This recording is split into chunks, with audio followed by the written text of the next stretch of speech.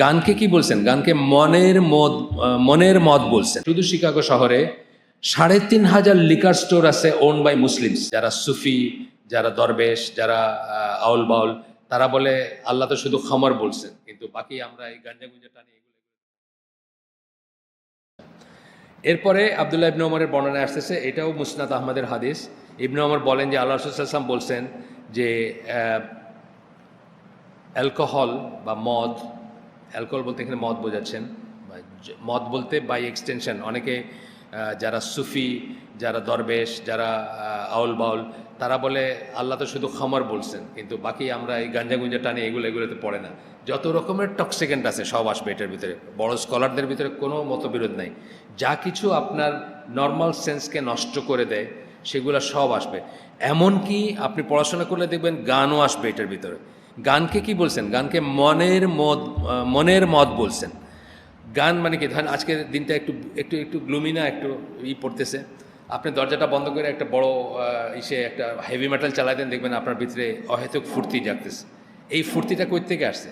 ফুর্তির কোনো কারণ আছে? কারণ নাই। আপনি যে গানটা শুনছেন ওইটার থেকে আসতেছে। যাই হোক, আব্দুল্লাহ ইবনে ওমর বলতেছেন alcohol has been curse from 10 aspects. 10টা মানে মদ অভিশপ্ত 10টা কারণে বা 10টা এসে। 1 number, it's essence is cursed. এটার গন্ধটা কার্সড।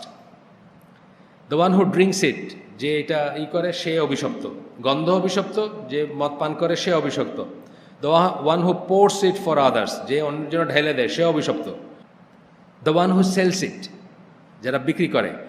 আপনার 98-99 সালে আমি শুনছি, হামজা ইউসুফ বলে একজন আছে, ওনাকে বলতে শুনছি যে শিকাগো শহরে, শুধু শিকাগো শহরে ৩,৫০০ লিকার স্টোর আছে ওন বাই মুসলিমস।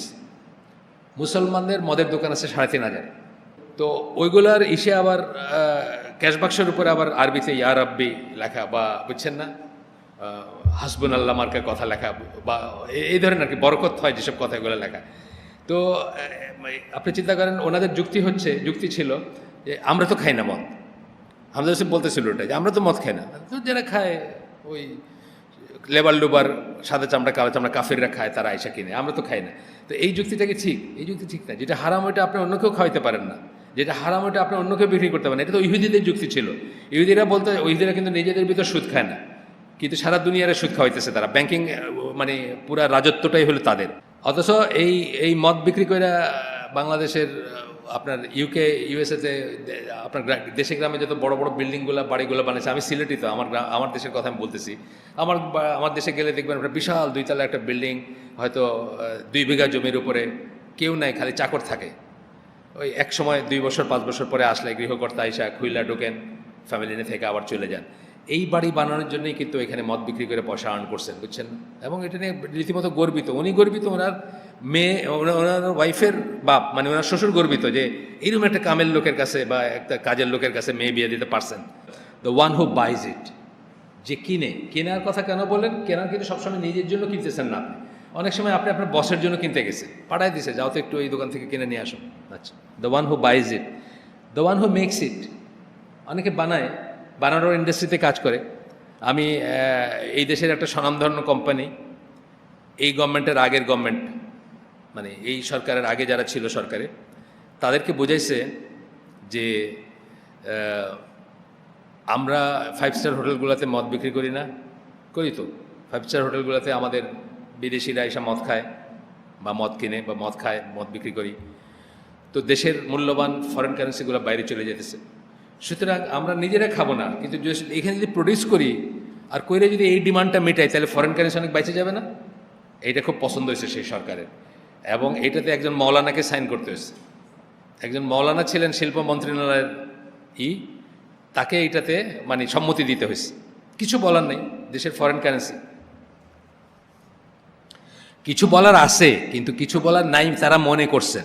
কিছু বলার থাকবে না কেন? ওই নাসিরুদ্দিন আলবানিকে জিজ্ঞেস করছিলেন FIS এর সদস্যরা, FIS ইসলামিক সালভেশন ফ্রন্ট, আপনার কি বলে, আলজেরিয়ার, তারা অলমোস্ট জিতে যাবেন।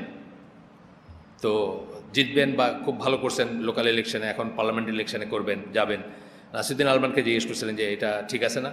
উনি বলছিলেন যে তুমি যদি জিতো মানে ভালো একটা রেজাল্ট করো, তুমি কোয়ালিশন করবা এসের সাথে, এনএফএল ন্যাশনাল লিবারেশন ফ্রন্ট ওদের আর কি, ওদের ওদের সাথে কি করবা, কোয়ালিশন করবা, মানে ওদের যারা দেশকে স্বাধীন করছে আলজেরিয়াকে, বুমেদিন বা ওই সমস্ত লোকদের দল যেটা ছিল, আপনারা হিস্ট্রি পড়বেন, বেশি দিন আগের কথা না, 65-এর দিকে স্বাধীন হয়েছে ওরা।